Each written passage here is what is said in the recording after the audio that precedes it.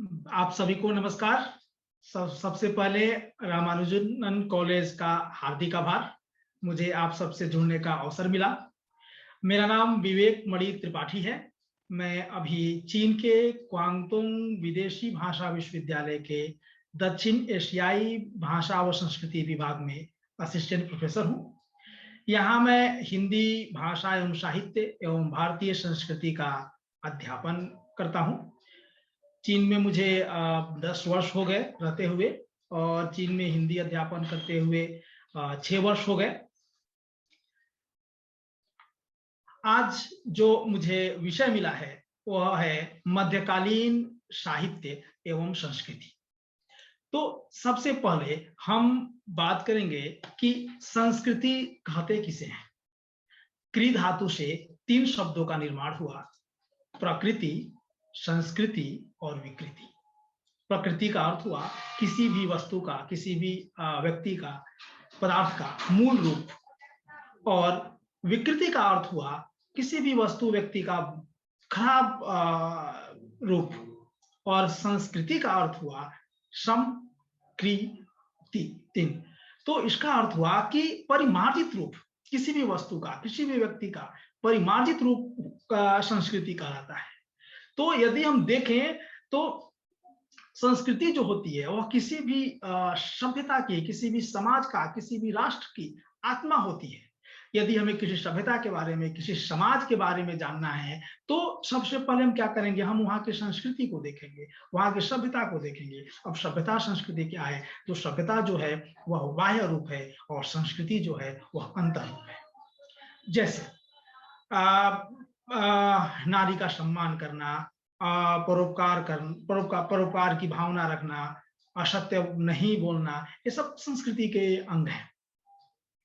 तो जो संस्कृति, अब जो किसी भी समाज को हम देखना चाहते हैं, किसी भी देश को देखना चाहते हैं कि वह समाज कितना उन्नत है, वह राष्ट्र कितना उन्नत है, तो हम वहां पे उसकी संस्कृति को देखेंगे कि वहां की संस्कृति कितनी उन्नत है।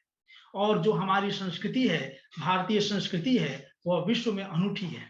यदि हम देखेंगे हमारा जो संस्कृति है, परोपकार की भावना हो या अहिंसा की भावना का उद्देश्य हो या सर्वधर्म समभाव की का उपदेश हो, ये सब में अनूठे हैं। और अभी मैं यहाँ पे चीन में हूँ, तो यहाँ पे मैं चीन का एक छोटा सा उदाहरण दूंगा कि संस्कृति का कितना ज्यादा प्रभाव पड़ता है। कि चीन 19वीं शताब्दी में, 20वीं शताब्दी में अमेरिका में चीन के एक राजदूत थे, मिस्टर हुश।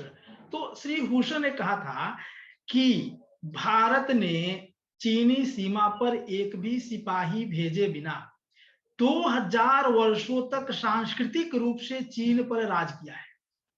तो यह कितनी बड़ी बात है। चीन खुद विश्व के जो 4 महान सभ्यताएं हैं उनमें से एक है, और उस पर भी, उस चीनी संस्कृति में भी लगभग आधा तत्व भारतीय संस्कृति से गया है। यदि हम चीन का जो देखेंगे, चीन का भाषा हो, उन पर संस्कृत का प्रभाव है। वहाँ का चिकित्सा विज्ञान हो, नक्षत्र विज्ञान हो, गणित हो, इन सभी पर भारतीय संस्कृति का प्रभाव है। स्थापत्य कला हो, इन सभी पर भारतीय संस्कृति का प्रभाव है। और इनका प्रभाव लगभग 2000 ईसा पर शताब्दी से शुरू होकर और 20वीं शताब्दी तक चला। तो यह है, वैसे हमारी भारतीय संस्कृति का प्रभाव तो कहें तो समूचे एशिया पर है, पूरे विश्व पर है, लेकिन चीन में इसका प्रभाव बहुत ही ज्यादा है। अभी भी चीनी लोग भारतीय संस्कृति के प्रति बहुत ही ज्यादा जानने की इच्छा रखते हैं, और हमारी संस्कृति के कारण ही चीन देश को चीनी लोग चीनी भाषा, अपनी भाषा में चोंको बोलते हैं। चोंको का अर्थ होता है मध्य देश। मतलब चीनी लोग का मानना है कि जो उनका देश है वह पूरे ग्लोब के, जो हमारा पृथ्वी है उसके मध्य में है, केंद्र में है। मतलब वे लोग सबसे श्रेष्ठ हैं। मतलब वे बोलते हैं कि जो चीन जो है उनका देश है, धरती पर स्वर्ग है। फिर उन्हें भारत के बारे में पता चलता है तो वे भारत को एक नया नाम देते हैं, पश्चिम का स्वर्ग। और भारत के अलावा चीनी लोगों ने किसी अन्य देश को स्वर्ग की उपमा नहीं दी है। तो यह है हमारी संस्कृति का प्रभाव। एक और उदाहरण देना चाहूंगा भारतीय संस्कृति का चीन में प्रभाव, कि भारत तो बहुत लोग आए, अरबी आए, तुर्क आए, हुन आए, अफगान आए, अरबी आए, ये सभी लोग भारत को लूटने आए। लेकिन फायान, ह्वेनसांग, सिंह, ये लोग चीन से 5000 किलोमीटर भारत आते हैं। और आते कहाँ है भारत में? तो भारत के नालंदा विश्वविद्यालय पहुंचते हैं और वहां पे क्या करते हैं? तो वहां पर ज्ञान की खोज में बैठते हैं। भारतीय संस्कृति, भारतीय सभ्यता, भारतीय ज्ञान विज्ञान का विपुल भंडार वे सीखते हैं और वापस अपने साथ चीन लेकर जाते हैं और चीन जाकर वहां पर भारतीय संस्कृति का, भारतीय ज्ञान विज्ञान का प्रचार प्रसार करते हैं। तो ये समझ जाएं कि हमारी संस्कृति की महत्ता कितनी है कि एक व्यक्ति वेनसांग चीन से 5000 किलोमीटर दूर से पैदल आता है भारत और ज्ञान की खोज में। यह है हमारी भारतीय संस्कृति का महत्व। और भारतीय संस्कृति जो पूरे विश्व में अनूठी बनी हुई है और आज भी इतने झंझावतों को, इतने आक्रमणों को झेलते हुए भारत जो अपनी पुरातन संस्कृति है, जो सनातन संस्कृति है, हम भारत ने अपनी पुरातन और गौरवशाली संस्कृति को अक्षुण्ण बनाए हुए है, बचा कर रखे हुए हैं। तो इसलिए संस्कृति का महत्व बहुत ही ज्यादा है। और हम स्वयं भारतीय हैं तो हमें तो अपनी संस्कृति के बारे में ज्ञान होना ही चाहिए कि हमारी संस्कृति कैसी थी, हमारी संस्कृति का प्रभाव कहाँ कहाँ हुआ। केवल भारत में ही नहीं, केवल एशिया में ही नहीं, कहाँ कहाँ भारतीय संस्कृति का प्रभाव हुआ। और जो वर्तमान हमारा वैश्विक परिदृश्य चल रहा है, जो वर्तमान हमारा समाज गुजर रहा है जिन झंझावतों से, जिन कठिनाइयों से, चाहे वो गरीबी हो, चाहे वो आतंकवाद हो, या चाहे वो सीमा विवाद हो, इन सारी समस्याओं का जो हल है वो हमारी संस्कृति में निहित है। हम अपनी संस्कृति पर ध्यान देंगे, अपनी संस्कृति को आत्मसात करेंगे, तो जो हमारी संस्कृति की विश्व बंधुत्व की भावना है, परोपकार की भावना है, उनके माध्यम से हम विश्व की अनेक समस्याओं को, आज भी उन समस्याओं का समाधान निकाल सकते हैं। अब आते हैं हम साहित्य। तो साहित्य आज हमारा विषय है कि हम आज मध्यकालीन संस्कृति पर चर्चा करेंगे, फिर साहित्य पर चर्चा करेंगे। तो साहित्य क्यों पढ़ें? साहित्य का उद्देश्य क्या है? आखिर हम साहित्य पढ़ें ही क्यों? तो जहां तक मेरा जो मानना है कि साहित्य जो है वह इतिहास से ज्यादा रुचिकर है। यदि हमें किसी कालखंड के बारे में जानना है कि किस कालखंड में किस स्थान का, किस व्यक्ति विशेष का, या किसी देश विशेष का, स्थान विशेष की स्थिति कैसी थी, या स्थान विशेष में, समाज विशेष में नारी की स्थिति कैसी थी, सामान्य लोगों की स्थिति कैसी थी, कृषक की स्थिति कैसी थी, हम इतिहास पढ़ेंगे, इतिहास के माध्यम से जान जाएंगे। लेकिन इतिहास की क्या समस्या है कि इतिहास में एक तो हो गया कि लेखक कौन है। यदि लेखक किसी विशेष विचारधारा से प्रेरित हुआ तो फिर वो बहुत सारी बातों को छुपा लेगा, हम एक ही पक्ष जान पाएंगे उस कालखंड का। दूसरा, हम इतिहास के पात्रों से, इतिहास के चरित्र, जो इतिहास चारित्रिक पात्र हैं, हम उनसे बात नहीं कर सकते हैं, हम उनसे अपने आप को जोड़ नहीं सकते हैं। लेकिन साहित्य क्या है कि यदि हमें जानना है कि आज से 100 साल पहले भारत की स्थिति कैसी थी, आज से 100 साल पहले भारत में महिलाओं की स्थिति कैसी थी, तो हम 100 साल पहले का भारत का साहित्य उठा लेंगे और हम उस साहित्य का जब अध्ययन करेंगे तो हम उस साहित्य के माध्यम से 100 साल पहले भारत में महिलाओं की स्थिति क्या थी, किसानों की स्थिति क्या थी, गांवों की स्थिति क्या थी, हम जान सकते हैं। प्रेमचंद का उपन्यास उठाएंगे हम, ठाकुर का कुआं ही हुआ, जोखू की पत्नी ही हुई, हम जोखू की पत्नी से बात कर सकते हैं। हम इतिहास पढ़ते समय ऐतिहासिक पात्रों से बात नहीं कर सकते हैं, लेकिन जो जोखू की पत्नी देख रही है, जो निर्मला देख रही है, जो सेवा सदन में है, हम उनसे बात कर सकते हैं, हम उनसे एक अपना आत्मीय संबंध स्थापित कर सकते हैं। और इतना ही नहीं, हम उनके दुखों को महसूस भी कर सकते हैं। तो इसलिए साहित्य जो है, साहित्य का जो उपयोग है वो बहुत ज्यादा है। साहित्य के माध्यम से हम किसी भी सभ्यता का, किसी भी देश का और कालखंड विशेष का और वहां की जो स्थिति थी, सामाजिक स्थिति हो, राजनीतिक स्थिति हो या धार्मिक स्थिति हो, उसके बारे में बहुत अच्छे तरीके से जान सकते हैं। तो यह हमें जो शक्ति है, जो यह सामर्थ्य है, साहित्य हमें प्रदान करता है। इसलिए हमें यदि किसी सभ्यता को समझना है, किसी देश को समझना है, इतिहास के माध्यम से तो समझ ही सकते हैं, लेकिन उससे जो जीवंत इतिहास है वो साहित्य है। और साहित्य के माध्यम से, साहित्यिक पात्रों के माध्यम से हम उस सभ्यता का, उस देश के कालखंड विशेष का कि जो भी सामाजिक, आर्थिक, राजनीतिक, धार्मिक स्थिति है, उसको हम बहुत ही अच्छे तरह से, रुचिकर तरीके से समझ सकते हैं। तो इसलिए इस स्थिति में साहित्य का जो उपयोगिता, साहित्य की जो उपयोगिता है, वह बहुत ही बढ़ जाती है। और हमें हाँ, तो आज हम बात करेंगे मध्यकालीन साहित्य एवं संस्कृति। अब जो मध्यकालीन साहित्य है, वह मूल रूप से भक्ति काल और रीति काल के रूप में विभाजित है। तो भक्ति काल जो है, वह आखिर आया कहां से? ठीक है, तो भारतीय जो है, भारतीय धर्म साधना के इतिहास में भक्ति मार्ग का बहुत ही विशिष्ट स्थान है। इस भक्ति मार्ग को हमारे हिंदी के प्रख्यात विद्वान आचार्य रामचंद्र शुक्ल ने धर्म की भावात्मक अनुभूति को भक्ति कहा है। और उनके रामचंद्र शुक्ल के अनुसार जो भक्ति का पहला सूत्रपात हुआ था, वह महाभारत काल में हुआ, पुराण काल में हुआ। और यहाँ तक कि जो भक्ति के बीज है, वह वेदों में भी ढूंढे जा सकते हैं। वेद काल के बहुत से देवी देवता प्रकृति के विभिन्न शक्तियों के प्रतीक हैं। वेदों में मानव, इंद्र, वरुण, सूर्य, अग्नि आदि देवताओं का आह्वान करता हुआ दिखाई देता है। उपनिषद युग में मानव का ध्यान प्रकृति शक्ति की अपेक्षा परम ब्रह्म की ओर अधिक गया और विभिन्न प्राकृतिक देवताओं के स्थान पर ब्रह्मा, विष्णु और शिव जी की उपासना अधिक होने लगी। और जो वेदोत्तर काल था, उसमें व्यक्तिगत देवताओं की उपासना भी शुरू होने लगी। और महाभारत में तो ज्ञान और कर्म के साथ साथ भक्ति को भी, भक्ति मार्ग को भी मोक्ष का एक महत्वपूर्ण मार्ग माना गया है। इस तरह जो हमारा प्राचीन भारत था, उसमें धर्म और मोक्ष की साधना के लिए 3 मुख्य काम प्रचलित रहे हैं: कर्म, ज्ञान और भक्ति। इनमें से हमारे जो हमारा कई हजार वर्षों का भारत का इतिहास रहा है, उनमें किसी कालखंड में कर्म की प्रधानता रही हो, तो किसी कालखंड में ज्ञान की प्रधानता रही और किसी कालखंड में भक्ति मार्ग की।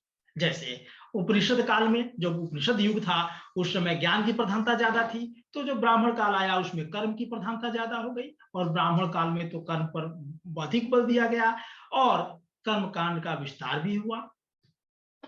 और उस ब्राह्मण काल में आकर यज्ञ में हिंसा का भी प्रयोग होने लगा। कहीं कहीं हिंसा का जो या कर्मकांड का जो रूप था, वो कहीं कहीं पाखंड में भी परिवर्तित होने गया, जिसके फलस्वरूप बौद्ध धर्म का उदय भी हुआ या कहीं उनका विकास भी हुआ। ठीक है, और फिर वैदिक भक्ति परंपरा के समानांतर उस समय जो मध्यकाल था, वो दक्षिण भारत में एक भक्ति परंपरा का सूत्रपात हो चुका था। वैसे जो हमारे यहाँ भक्ति परंपरा है, वो तो ईसा पूर्व से ही कई शताब्दियों से, कई हजार वर्षों से चली आ रही है। लेकिन लगभग छठी शताब्दी के उत्तरार्ध से लेकर 10वीं सदी तक दक्षिण भारत में अनेक संतों ने भक्ति आंदोलन का सूत्रपात कहें या विस्तार कहें। और उन संतों की जो भक्ति थी, वह विशुद्ध प्रेम पर आधारित थी। उनके भी 2 भाग थे। जो शिव जी के भक्त थे, वे नयनार कहलाए, और जो विष्णु जी के भक्त थे, वे आलवार कहलाए। इन दोनों ने ईश्वर के प्रति व्यक्तिगत भक्ति को मुक्ति का मार्ग बताया। और चूंकि उनके जो भक्ति आंदोलन जो दक्षिण भारत से शुरू हुआ, उसका स्थानीय शासकों का भी समर्थन प्राप्त हुआ और लोगों के विश्वास और स्थानीय शासकों के समर्थन से जो भक्ति आंदोलन था, वह पूरे दक्षिण भारत में फैल गया। और आगे चलकर फिर वही जो भक्ति आंदोलन था, रामानुचार्य ने अपने दर्शन के माध्यम से उनका प्रचार प्रसार किया, आलोक की भक्ति को दार्शनिक आधार प्रदान किया। और जो उनका जो दार्शनिक आधार था, उनके दार्शनिक आधार पर नए युग की चुनौतियों का सामना करने में भी सक्षम हुई। रामानुज, मध्वाचार्य, निम्बार्क, विष्णु स्वामी आदि वैष्णव पंथ के आचार्यों ने शंकराचार्य की अद्वैत व्यवस्था से असहमति व्यक्त करते हुए भक्ति का मार्ग का दर्शन का निर्माण किया, जिसमें शरणागत की भावना, समर्पण की भावना प्रधान थी। और 11वीं से 13वीं शताब्दी के मध्य इन वैष्णव आचार्यों ने अपनी लंबी यात्राओं से दक्षिण से उत्तर भारत को सांस्कृतिक स्तर पर जोड़ने का प्रयास किया, और इस तरह जो भक्ति मार्ग था, भक्ति आंदोलन था, वह दक्षिण भारत से उत्तर भारत की तरफ आता है। और यहाँ पर चूंकि यहाँ उत्तर भारत में तो भक्ति आंदोलन की भूमि एक तरह से पहले से ही तैयार थी, क्योंकि लगातार मुस्लिम आक्रमण हो रहे थे, उनका मुस्लिम आक्रमण शुरू हो चुका था। तो यहाँ पे जो उत्तर भारत की जो जनता थी वो पहले से ही त्रस्त थी उनके आक्रमणों से। तो जब भक्ति आंदोलन दक्षिण से उत्तर भारत में आया तो उसे यहाँ पर फैलने में बहुत ज्यादा समय नहीं लगा। रामानुज की ही परंपरा में रामानंद जी, आचार्य रामानंद जी थे, लगभग 1300 ईस्वी के आसपास। कहा जाता है कि वे भक्ति आंदोलन को दक्षिण भारत से उत्तर भारत में लाए और फिर यहाँ पे इन जो भक्ति आंदोलन था उसको हिंदी साहित्य को कबीर, सूर, तुलसी, मीरा आदि कवियों ने आगे बढ़ाया। तो यदि हम देखें, जो हिंदी साहित्य का जो मध्यकाल था वह केवल रचना की दृष्टि से नहीं बल्कि संपूर्ण सांस्कृतिक चेतना की दृष्टि से भी बहुत ही महत्वपूर्ण काल था। कलात्मक अभिव्यक्ति से द्वारा ऐसे साहित्य को शीर्ष शिखर पर आसित किया जो जिसने सदियों से समाज में फैले हुए जो बाह्य आडंबर थे, पाखंड था, अंधविश्वास था, उसको तो समाप्त किया ही किया, और जो समाज में लोगों में उच्च नैतिक चेतना को जगाया। मध्य युग से पहले ही हमारे देश में मुसलमानों का पदार्पण प्रारंभ हो चुका था। मुसलमान कभी व्यापारियों के रूप में, तो कभी लुटेरों के रूप में, तथा कभी आक्रमणकारी के रूप में हमारे देश में प्रवेश कर चुके थे। उनके आने से पहले, मुसलमानों के आने से पहले हमारा देश हर दृष्टि से वैभव संपन्न था। लेकिन वैसे पारस्परिक ईर्ष्या, वैमनस्य, फूट जैसे जो प्रवृत्ति थी, कुप्रवृत्ति थी, हमारे क्षेत्रीय नरेशों में थी, और उसके चलते कभी कभी क्षेत्रीय नरेशों के बीच टकराव भी चलता था। लेकिन इसका सामान्य आदमी पर, आम जन पर बहुत ज्यादा प्रभाव नहीं पड़ा था। आम जन जो थे वे लगभग सुख तथा शांति से अपना जीवन यापन कर रहे थे। वैसे इस सामाजिक सांस्कृतिक परिवेश में उस समय जो हमारा समाज था, ऊंच नीच हो, छुआछूत हो, इन जैसी कुरीतियों का प्रारंभ हो चुका था, जो हमारे उस समय के भारतीय समाज का कमजोर पक्ष था, जिसका लाभ अन्य धर्मों को मिला और बहुत ज्यादा नुकसान हिंदू धर्म को हुआ।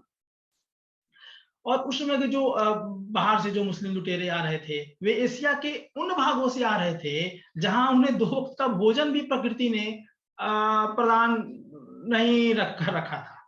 और जब वे लोग भारत आए तो उन्हें ऐसा लगा कि वे नरक से स्वर्ग में पहुंच गए। इसीलिए चाहे वो तुर्की से आए मुस्लिम हो, चाहे अरब से हो, या ईरान हो, या मंगोलिया हो, या आने वाले इन मुसलमानों ने भारत छोड़ कर नहीं गए। इन लोगों ने भारत में रहने का निर्णय ले लिया, जो कि स्वाभाविक था, क्योंकि उनके देशों में ऐसी परिस्थिति, ऐसी प्राकृतिक स्थिति नहीं थी। और भारत उन्हें हर तरह से उन्हें वैभवशाली लगा, वैभवपूर्ण लगा। प्रकृति ने भी भारत को सब कुछ दिया है, तो वे लोग भी आकर बस गए।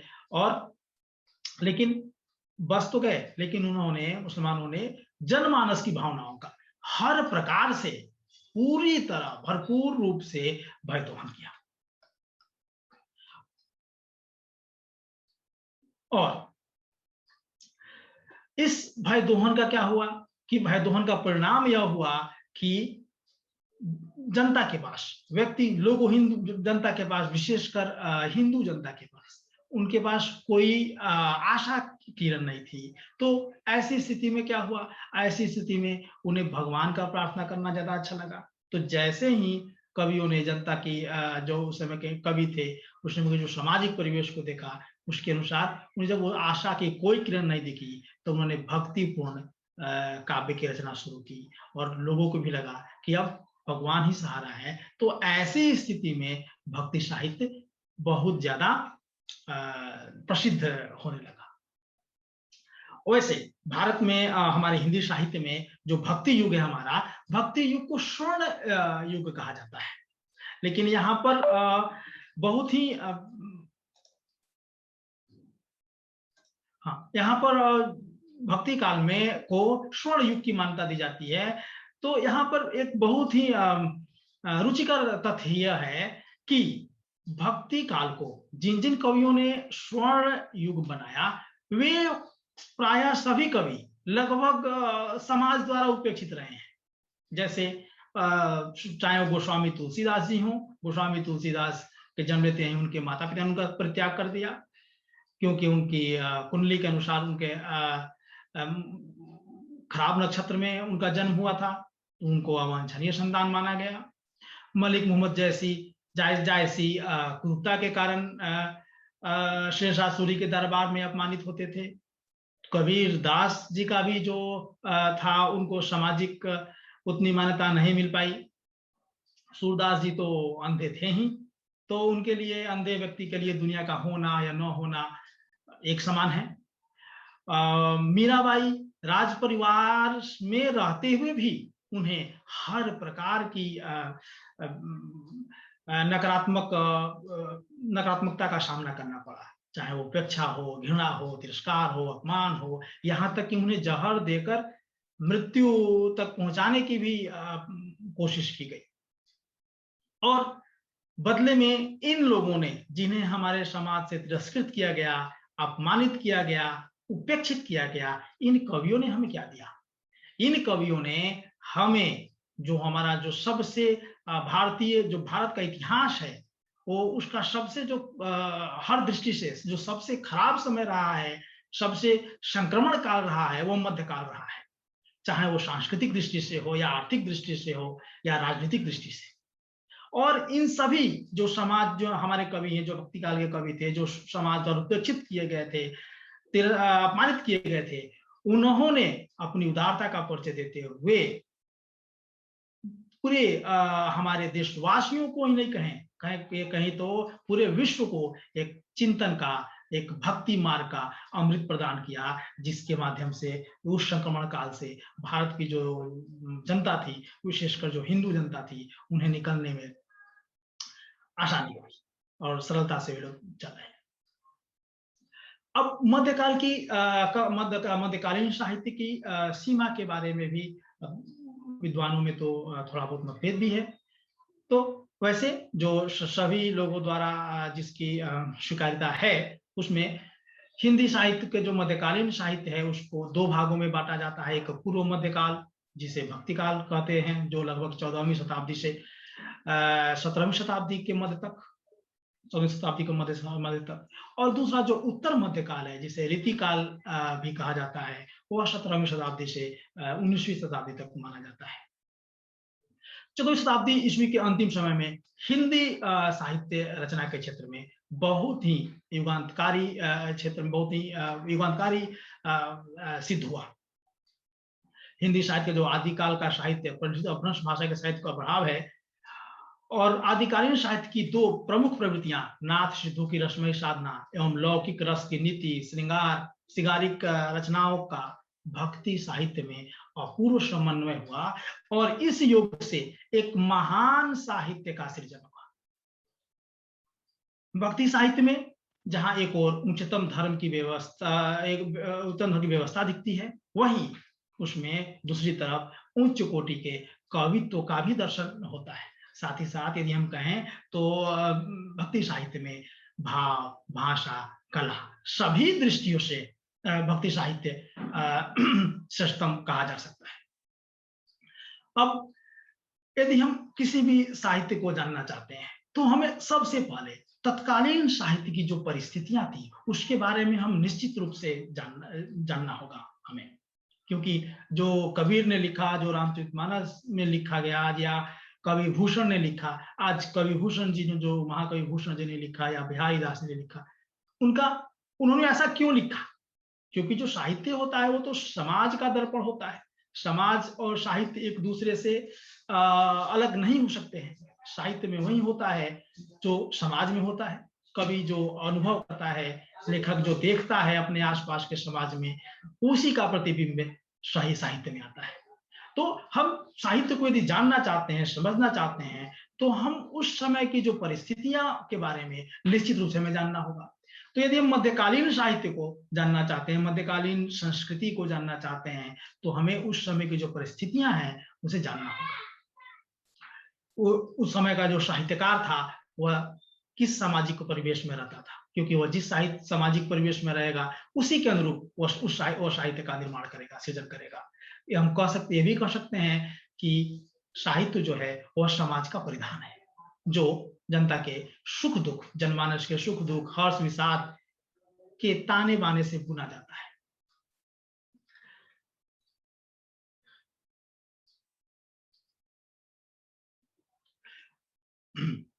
तो जो सबसे पहले हम मध्यकालीन साहित्य, विशेष रूप से मध्यकालीन हिंदी साहित्य के बारे में जानना चाहेंगे, तो उनकी परिस्थितियों के बारे में बात करेंगे और उस सबसे पहले हम उस समय जो राजनीतिक व्यवस्था थी उसके बारे में जानने का प्रयास करेंगे।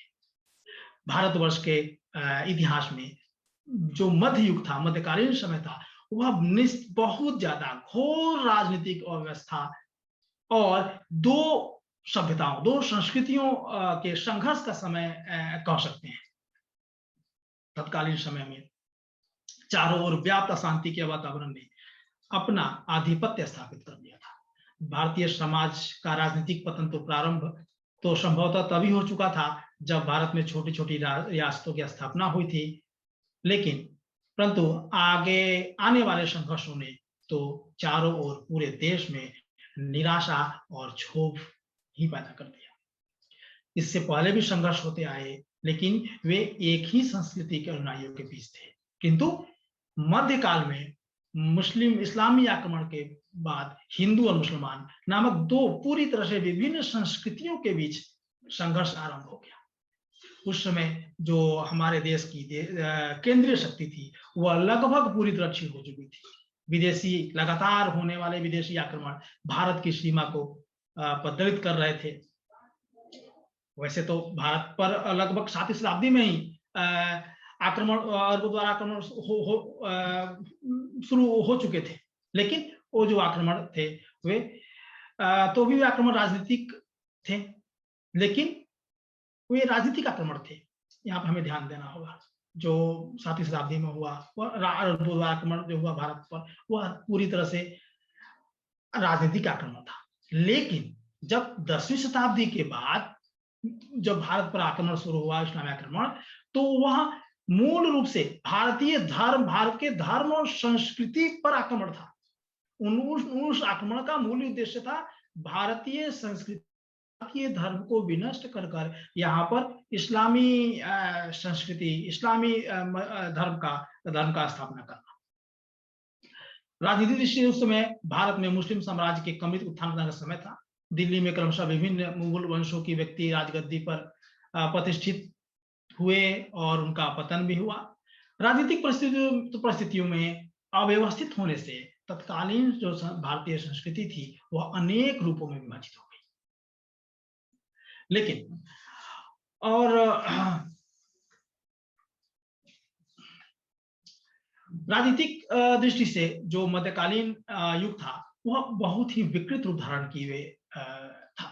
उस समय के जो मुस्लिम शासक थे उनकी मजहबी कट्टरता, प्रशासनिक निरंकुशता एवं अनुदार नीतियों का परिणाम यह हुआ कि भारत में, तत्कालीन भारत एक अव्यवस्थित शासन का युग बन गया। और इसी प्रसंग में जो महान विद्वान हैं सत्यकेतु विद्यालंकार जी एक जगह लिखते हैं कि भारत में हूणों से भी अधिक नरसंहार मुसलमानों के हाथ से हुआ। धन लूटना, हिंदू धार्मिक स्थानों को ध्वस्त करना, नारियों के सतीत्व को भ्रष्ट करना, इस्लाम धर्म को स्वीकार करने के लिए अन्य धर्मावलंबियों को विवश करना, उस समय के क्रूर शासकों और उनके मंत्रियों की दैनिक चर्या थी। 15वीं शताब्दी प्रारंभ होते होते तुगलक शासन जब पतन की ओर जाने लगा, तब अनेक राजशक्तियां उठती होने लगी और भिन्न भिन्न शक्तियों की दीर्घकालीन अव्यवस्था के फलस्वरूप संपूर्ण भारत में न तो कभी एक छत्र साम्राज्य स्थापित हो पाया और न ही राजनीतिक परिस्थितियों में किसी प्रकार के स्थायित्व की प्रतिष्ठा हो सकी। उस समय लगभग राजपूताना जैसे कुछ प्रदेशों को छोड़कर लगभग संपूर्ण भारत में अनेक छोटे छोटे मुसलमान शासकों का राज था। कुछ शासकों ने देश को सुधारने के अनेकानेक प्रयत्न किए, किंतु उस समय कदाचित प्रकृति उनके अनुकूल नहीं थी, प्रतिकूल ही थी, इसलिए वे अपने प्रयत्नों में सफल नहीं हो सके।